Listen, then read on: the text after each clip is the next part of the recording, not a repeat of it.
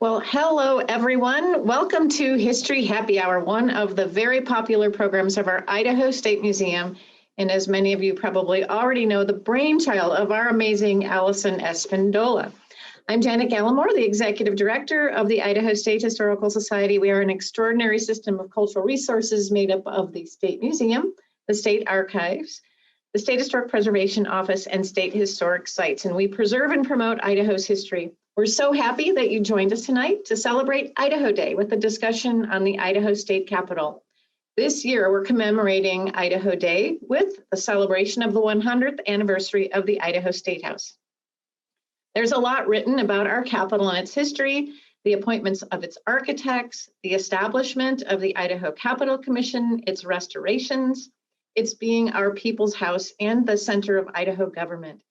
Today, we're going to have a great discussion with two very special people about our Capitol of Light. I am just delighted to have Andy Erstad, who is an architect and the chairman of the Idaho Capitol Commission, and Tricia Canaday, an architectural historian and deputy state historic preservation officer here at our agency, join us tonight. Before we hear from them, I want to give a little context about the history of our Capitol. The Idaho's first territorial legislature met in a small rented building in downtown Lewiston in 1863. After the Capitol moved to Boise in 1864, the land was set aside for a new state house, but that land went unoccupied for about 20 years. In 1886, Idaho finally built its territorial capital, and this grand brick building stood 4 stories tall and served as the seat of government. As our state grew, the limitations of that territorial capital, such as the lack of indoor plumbing, spoke to the need for a new state house. And then in 1905, Idaho established a Capitol Commission to oversee the design and construction of a new building. Members of the legislature and the Capitol Commission traveled throughout the country to survey other state capitals and held a competition for the new building's design. The commission selected local architects John Tortolot and Charles Hummel, and work began immediately on the central section of the building. The facade was built of sandstone that was quarried from table rock. 8 colossal columns and an intricate network of steel supported a towering dome of plaster, concrete, and terracotta tiles. And in 1913, the central core of that building was open to the public at the inauguration of Governor Haynes. By 1919, the Capitol had become overcrowded again, and the legislature voted to complete Tortolot and Hummel's original vision and plan to construct east and west wings. To make room, the central school and the territorial capitol were demolished. And then on January 3rd, 1921, Governor Davis greeted a crowd of 6,000 attendees and dedicated Idaho's completed capital to its people. And since we're speaking of governors, it is a great opportunity to segue to a special presentation recognizing Idaho Day 2021 from Governor Little. So if we can please roll Governor Little's video.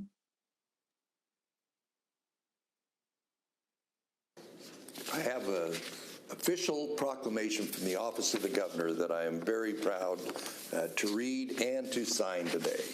Whereas on the morning of March 4th, 1863, President Abraham Lincoln signed an act of Congress into law creating the Idaho Territory. And whereas on July 3rd, 1890, President Benjamin Harrison signed an act of Congress establishing Idaho as a state. And whereas over the past 130 years, the state of Idaho has brought great pride to our citizens and to the nation.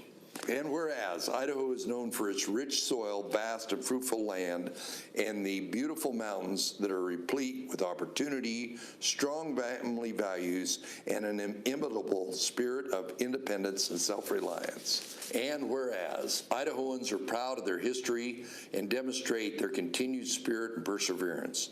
And whereas it is important for all Idahoans to take time to reflect on their roots and their history. Now, therefore, I, Brad Little, Governor of the state of Idaho, do hereby proclaim March 4th, 2021 to be Idaho Day and encourage every citizen to celebrate this great state that we call home. Signed, Brad Little, Governor of the state of Idaho.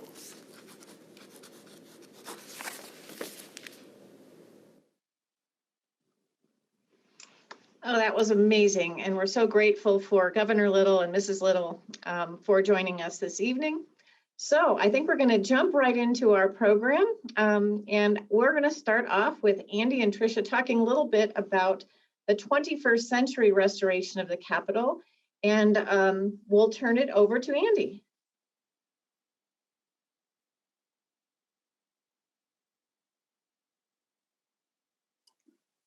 It gets me every time. Mute. Thanks, Jan, and thank you everyone for tuning in. There's a little bit of passion in our hearts about this Capitol. In 1998, Governor Batt reestablished the commission and through statute, and off we ran. I remain from the original commission, and I guess can consider myself a bit of thread through the process. The commission's role was to establish a series of plans, define guidelines, both in use and in the restoration, and put it into motion. And we had a couple of bumps along the way, but at the end of the day, we ended up with the beautiful restoration and the additions and the kind of reestablishment of the People's House as a place where the people's work gets done.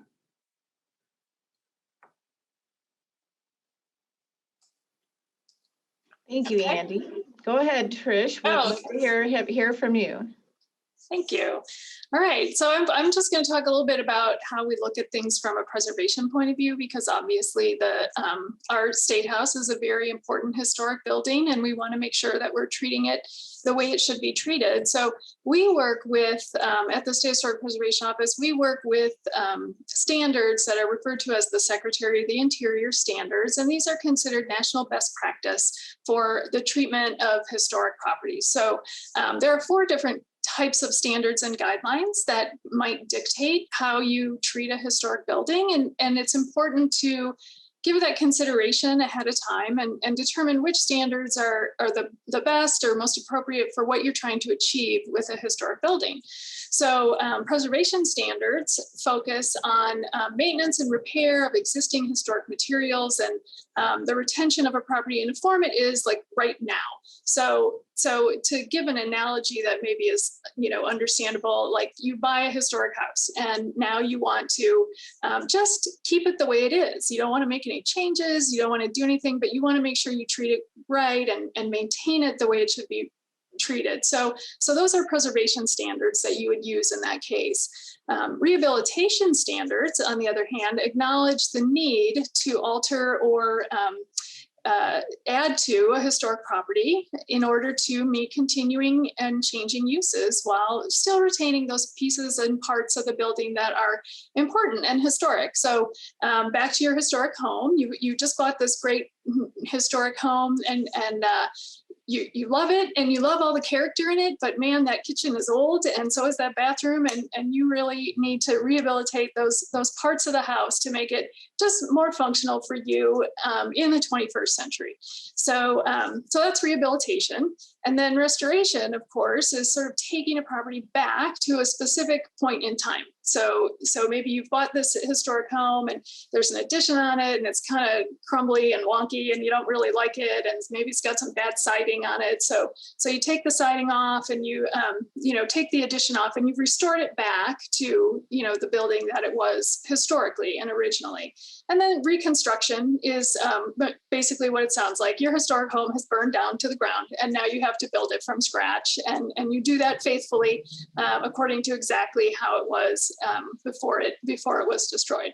So those are the 4 standards that we work with, and the Capitol Commission, in undertaking the project back in the late 90s, had to kind of look at that and determine which standards to use. And what they actually did was combine the restoration and rehabilitation standards, because of course, this is a very functional and working building.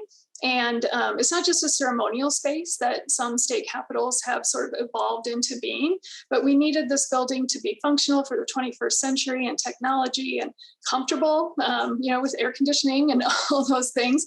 So there was an element of rehabilitation to the original project, but then also an element of restoration, because there are so many special pieces of the state capitol building that really needed to be retained and restored back to their real original sort of beauty and grandeur. So that's the way we kind of look at it from a historic preservation point of view.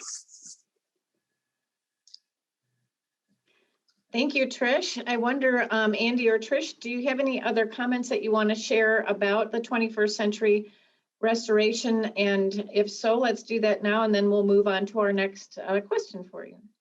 Jan, I have a couple of add-ons into the restoration. One of the things that the Governor Batt, wanted when this was when we were reestablished was to get the public involved in this. And so this was not just a bunch of commissioners sitting in a back room and making all kinds of decisions.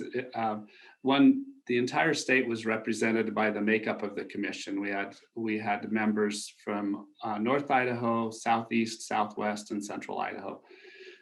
But one of the things he really wanted was for this process to also include public outreach. I remember sitting in a number of meetings that addressed all kinds of aspects of the process and the project. And they were really meetings with public. And we had people phoning in. Back in the 90s, we used phones, not Zooming in. And we had people who we scheduled them such that they could actually come to town if they wanted to be involved at that point.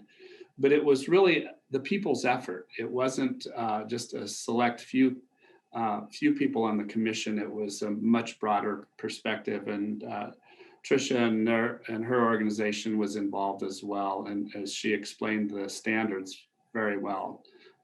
We had a bit of a roadmap, and we also had to create, where we didn't know where the roadmap was going, we had to create more roads. So it was a great process. Thank you, Andy. Well, it's probably pretty evident to our viewers tonight that you have to have a lot of oversight while a building is under construction at that scale, and the role that the Capitol Commission would have played in meeting with the architects and engineers and budgeting and working with the legislature and the governor. But could you please share with everyone, now that the building has been completed and open, what's the role of the Capitol Commission today? The Capitol Commission today is really functions as a stewardship organization that balances day-to-day and annual budgeting, management of the endowment land board funds that are actually used for continued maintenance, things of that nature. I remind the legislature, legislators, and particularly the Joint Finance and Appropriation Committee every year that this is still 100-plus-year-old building. And so regardless of the thoroughness of the renovation restoration, things happen and pieces of equipment need to be replaced, upgraded. We thought we were doing such an amazing job with the integration of technology in 2006, 7, 8, only to find out this year during COVID that much of that technology had been surpassed. And so it's the commission's responsibility to work with the various agencies and the legislature, the governor's office, Jan, your office, obviously, and really understand kind of how to keep the building going. So that's the commission's role. And again, the commission still has membership from all across the state. So we get a lot of perspectives, and I absolutely love that. These are a couple of slides that I took off of a wonderful cell phone, and they just show the diversity and the dynamic of this building. A lot of times the general public doesn't get to see all of these views. What seems like pretty small elements when you're standing on the street, when you're up next to them, are 6 and 8 feet tall.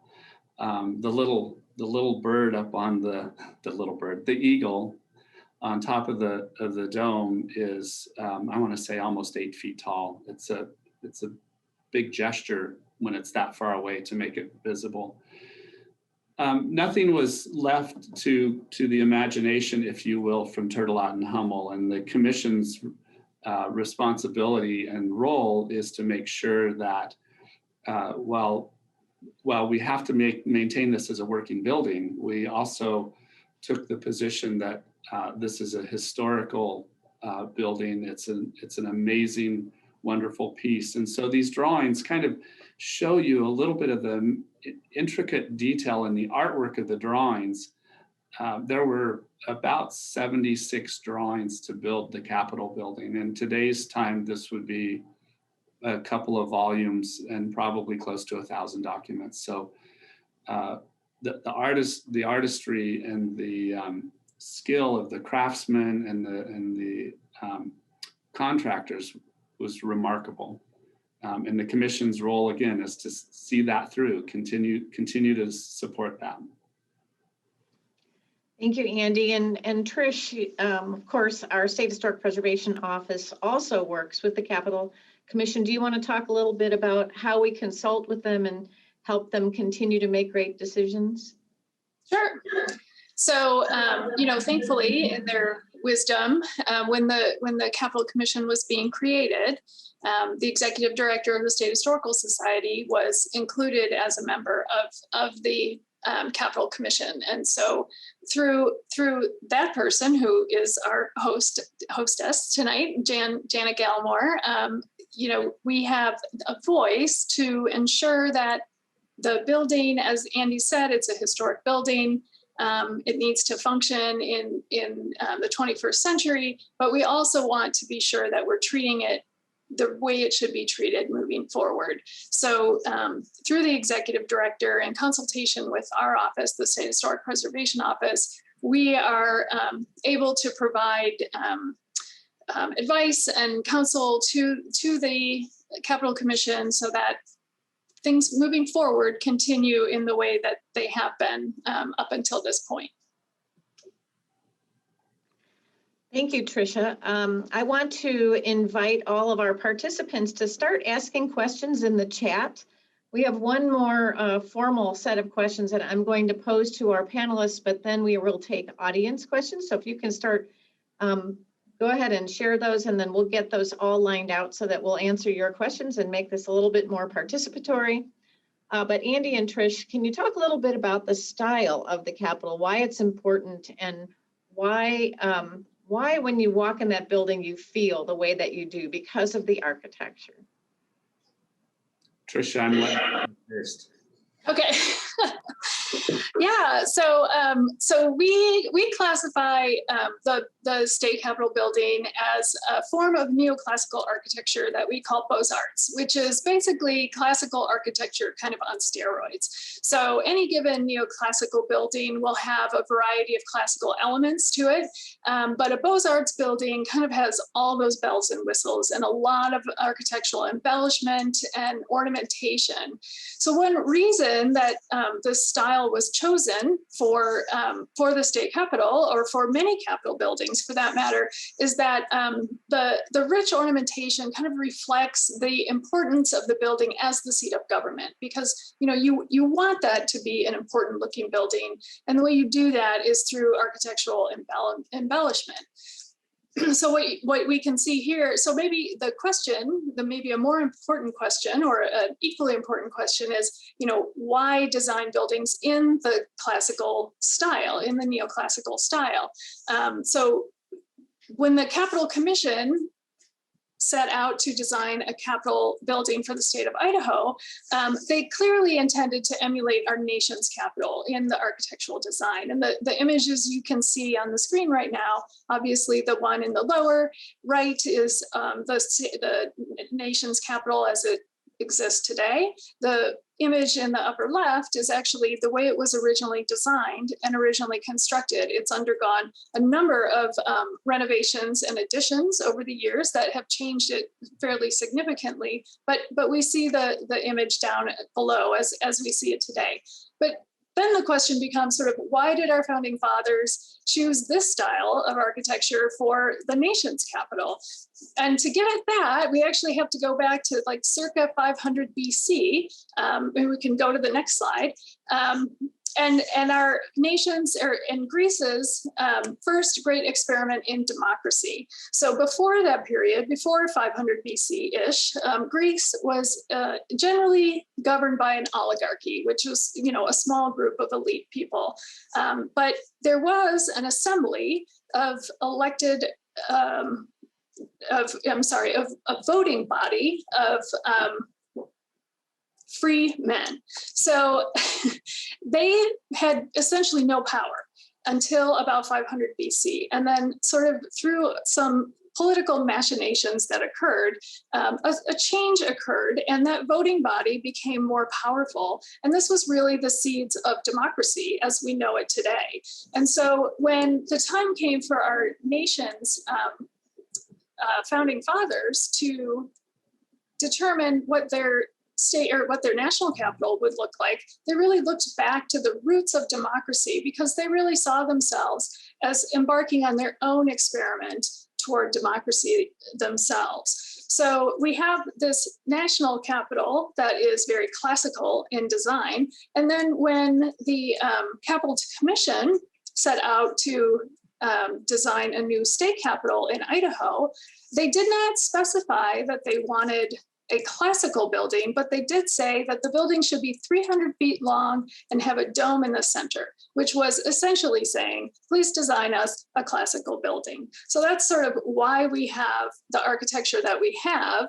And you can see the nation's capital on the left and the Idaho State Capitol on the right, and just how very similar they are in design and concept, really the major change difference being the scale of the building that reflects, obviously the scale of the need of the space. So that's sort of the background on why our building looks the way it looks. So I'm gonna take a little bit of a different approach, and it's not in counter to what Tricia has said, but maybe in support with a little bit of relevance. I think Turtelot and Hummel both had keen senses of humor.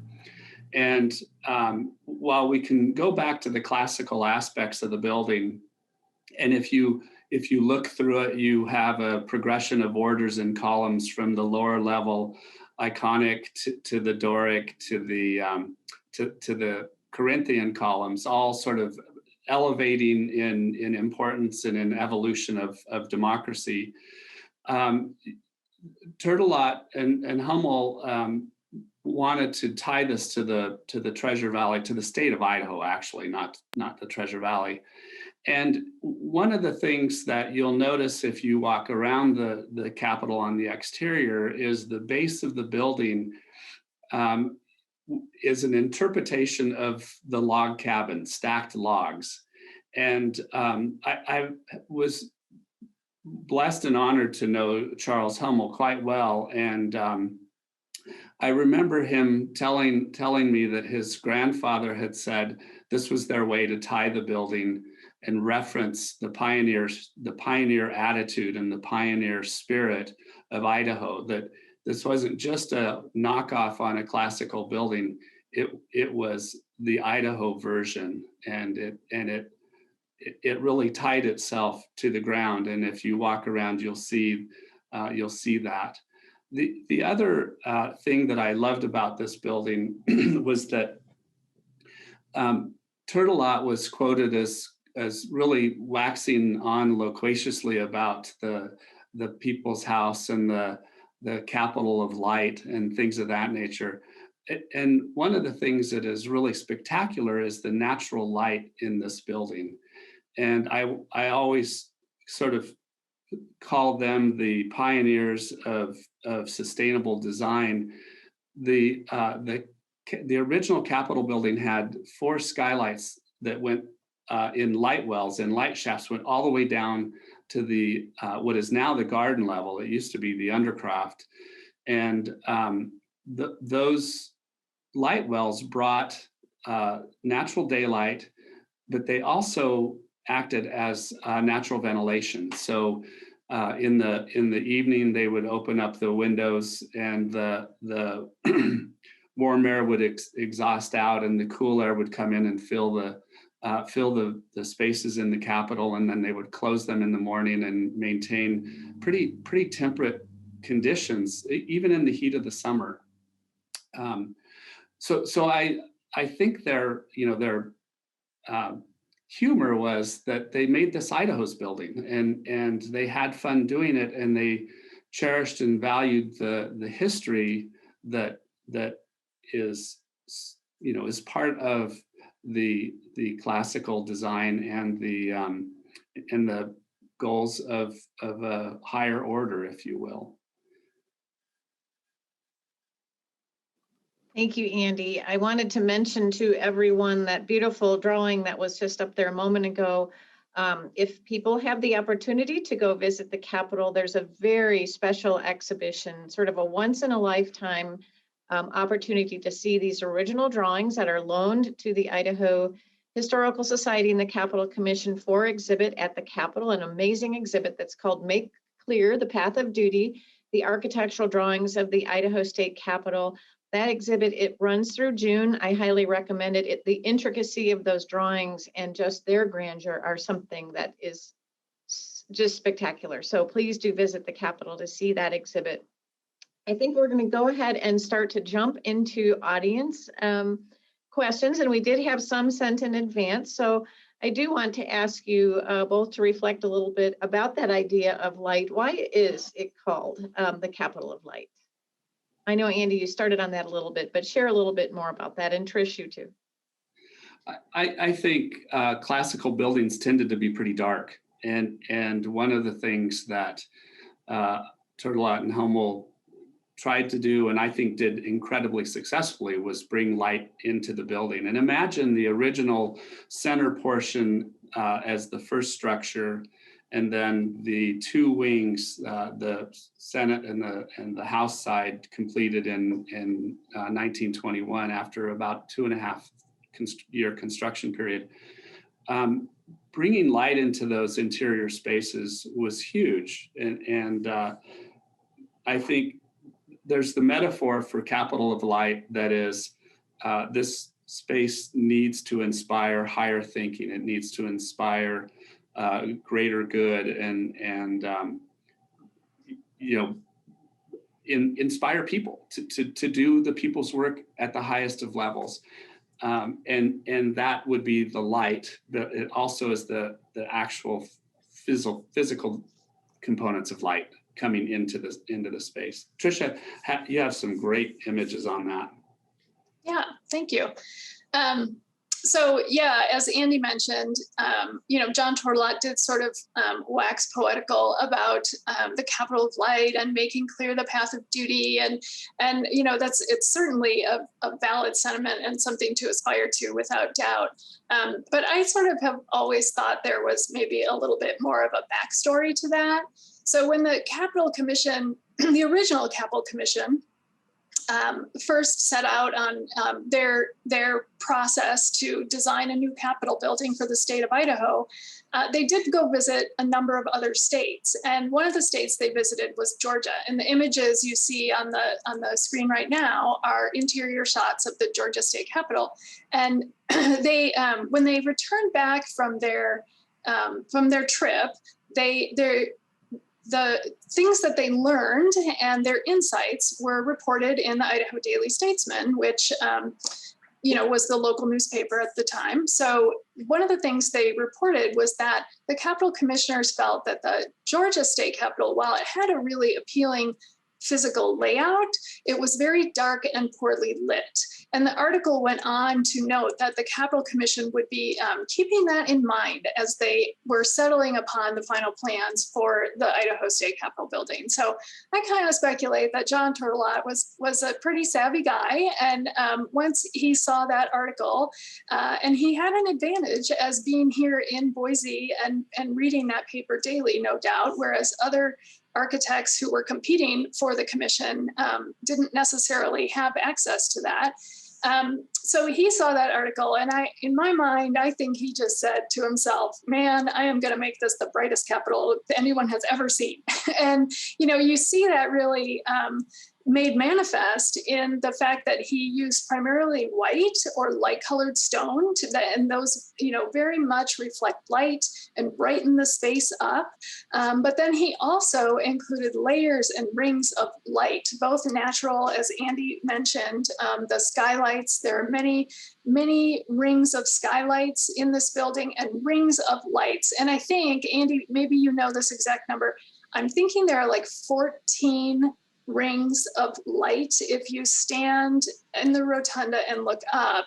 So variously, either skylight rings or these, as you can see in these images, lit bulbs providing illumination. So, I think he was just going to throw as much light in there as he possibly could. And then Andy also mentioned the light wells, and there's the photo here where you can see one of the light wells that provides essentially light for multi-stories from above. So, I think everything Andy said is absolutely true, but I think there's a little bit of a bigger story hiding underneath. So, Jan, you're on mute.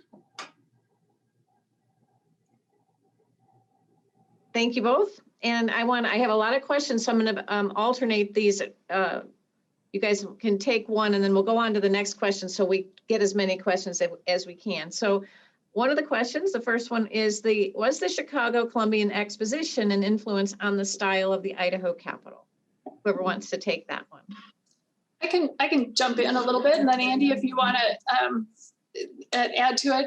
Absolutely it was. 1893, that was a huge, the Colombian Exposition had a huge impact on architectural style in the United States, and neoclassical architecture saw a huge resurgence after that period. And a lot of state capitol buildings were built in that period in the late 19th and early 20th century. So they were definitely hearkening back to our nation's capital, but also sort of getting on board with the excitement about the classical architecture that had been rejuvenated with the Colombian Exposition. I think just really quickly that resonated with people that were traveling. There was a large flow of people from the east across the Oregon Trail to the west. A lot of that style came with the travelers as well. Thank you both. The next question is, what kind of specialized craftspeople were brought in to help the state with construction, with the renovation of the Capitol, the recent one? So I'll jump in, and Tricia, you can backfill where I'm going to miss, I'm sure.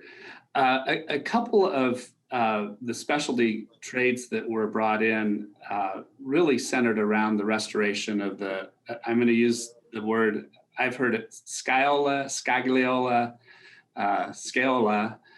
which is the imitation marble on the columns. And very few of the columns were actually stone. They're a plaster treatment that looks almost identical to Carrara marble. And over the years, they'd been coated with varnish, which at the time seemed to be the right thing as in a preservation mode. It ended up turning yellow. And so we had to strip that all the way off and in essence do some restoration. We brought in the original artists, the company and the family that had done the original columns. A funny story, when the Capitol was built, the artisans required that everyone be removed from the Capitol while the Scagliola artists were doing their work, because it was a trade secret. And even during the renovation, it was pretty shrouded in mystery and whatnot. So that was one of them. We had local specialists that dealt in the restoration and cleaning of the sandstone, which was quarried right here in Boise. We did have a historical architecture firm out of Wisconsin that was part of our local architecture team that helped in writing the historical analysis and evaluation of the paint colors and a lot of the materials. We really did a deep dive into historically what was there before it got covered up with government green in many cases. Thank you. The next question is, was the eagle an afterthought as it was not shown on the original drawings? Tricia's the historian. No, I don't know. So the eagle was not shown on some of the original drawings. I believe, if I'm not mistaken, that the eagle does make an appearance on a couple of the drawings, but it was originally going to be done in copper and shine, and of course copper in this environment patinas to a dark luster of dark brown, and it was during the renovation process, a proposal was made to actually gild the eagle, and it ultimately happened. And there was reference to it to the original designs to have an eagle on there. So it's inconsistent to one drawing has it, one doesn't, and so the mystery. Thank you. Why are the ceiling moldings in the Senate lounge lions?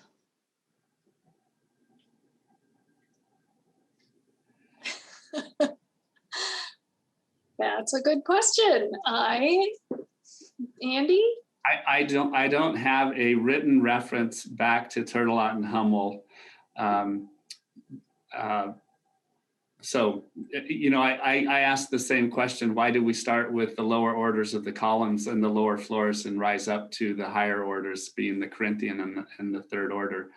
I think a lot of the ornamentation and detail found its sources in the neoclassical and in straight off classical interpretations. Yeah, I would agree with that. I'm not inclined to think that there was a specific reason. Rather, it was derived from typical classical ornamentation. Yeah. Thank you. Can the building withstand an earthquake?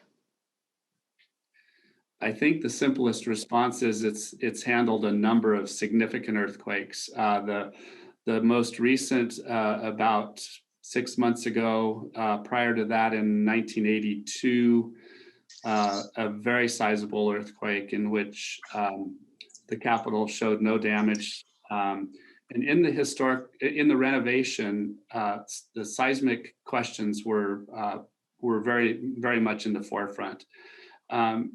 I don't know if you recall seeing the drawing, but the really remarkable thing about the Idaho State Capitol is that it's a steel superstructure, which is pretty much unheard of, and that gives it a lot of resilience and a lot of strength when things like earthquakes and little rumblers happen.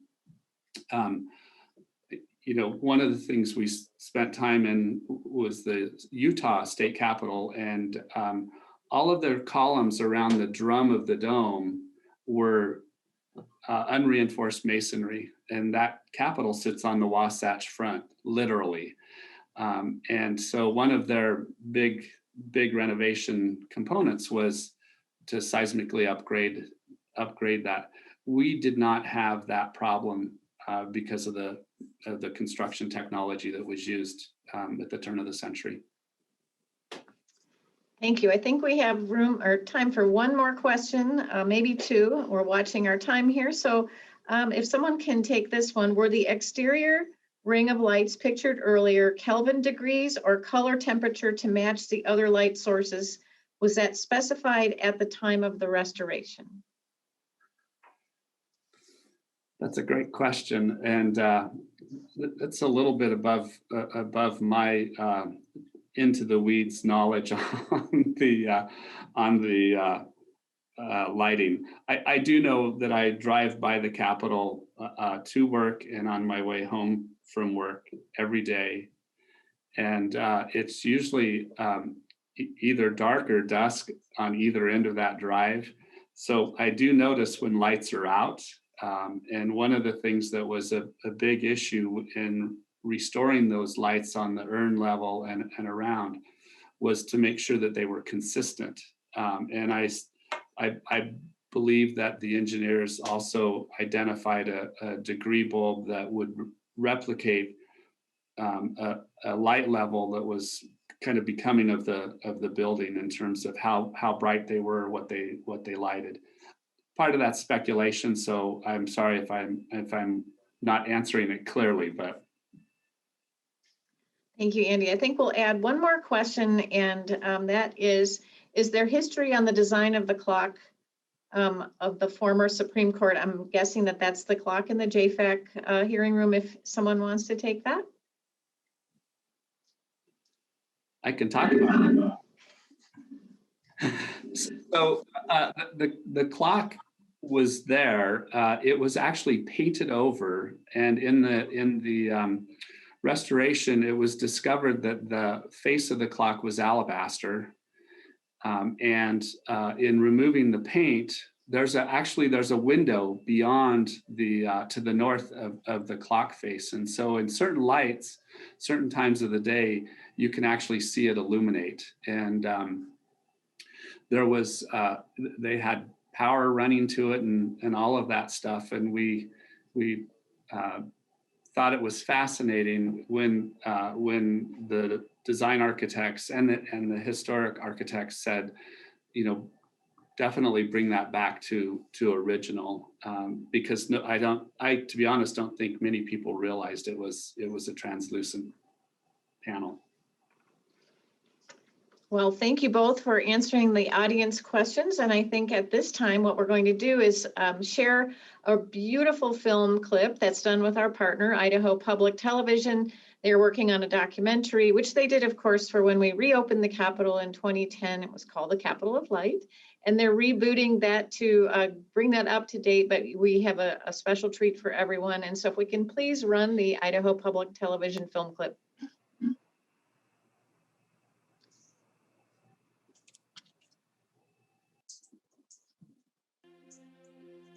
Can we tell the story of a state with granite and sandstone and marble? Can we better understand the hopes and aspirations of its people by the design, the attention to detail, even the political intrigue and controversy that surrounds such a grand enterprise? If the people are well balanced in their ideal and understand that the great white light of conscience must be allowed to shine, and by its interior illumination make clear the path of duty, then this capital truly represents the Commonwealth of Idaho. 100 years ago, that's what buildings did. The great ones told our story. Perhaps they still do.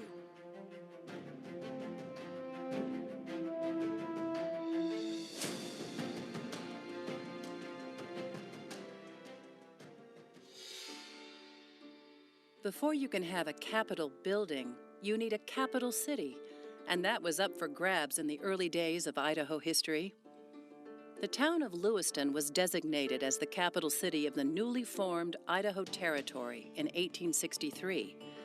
But in a dramatic transfer of power, the capital was moved to bustling Boise City in 1865, or as Northern Idaho saw it, an act of blatant theft by the Southern Idaho delegation and Governor Caleb Lyon.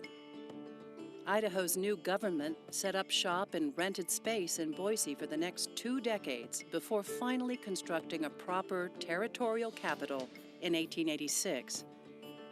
But it wasn't until well after gaining statehood in 1890 that state leaders looked to design a grand capitol building befitting a prosperous new state. A lot of growth was happening. That in part was because of the Carey Act, which opened up water reclamation. So there was a lot of building of all of our irrigation canals and really supporting expansion of agriculture in the state. Where there was once desert, then there was land that could support crops. And so that was an amazing transformation during that time frame.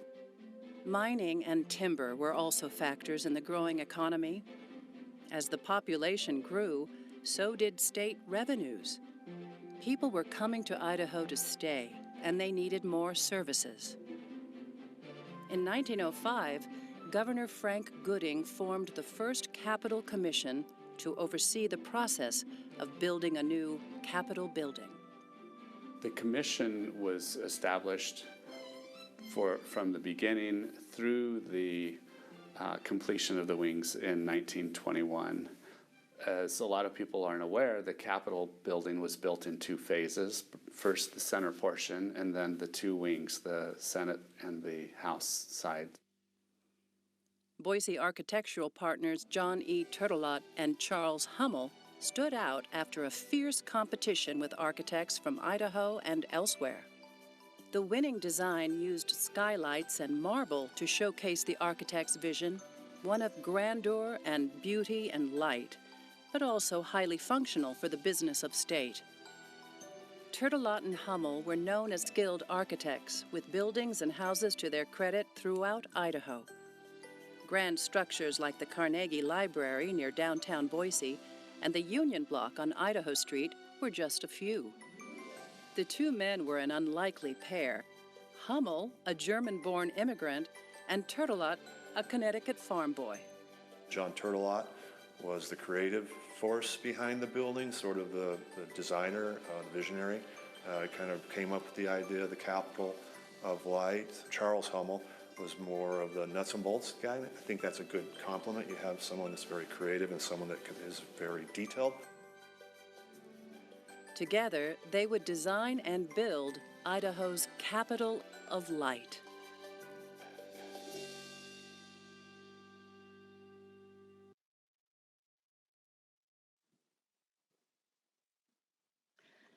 Awesome. Isn't that just amazing? We're so grateful for our partnership with Idaho Public Television. More to come that will be released later on in May. So we're going to be starting to close our program now. I have some closing comments, and then we'll end with a special concurrent resolution that went through the House today. We want to thank you again for joining us at History Happy Hour and for celebrating Idaho Day and the 100th anniversary of the State House.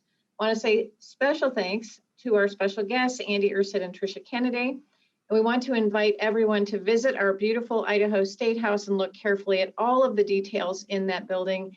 And there was a question earlier about where that amazing exhibit is, and that is in the garden level of the State House.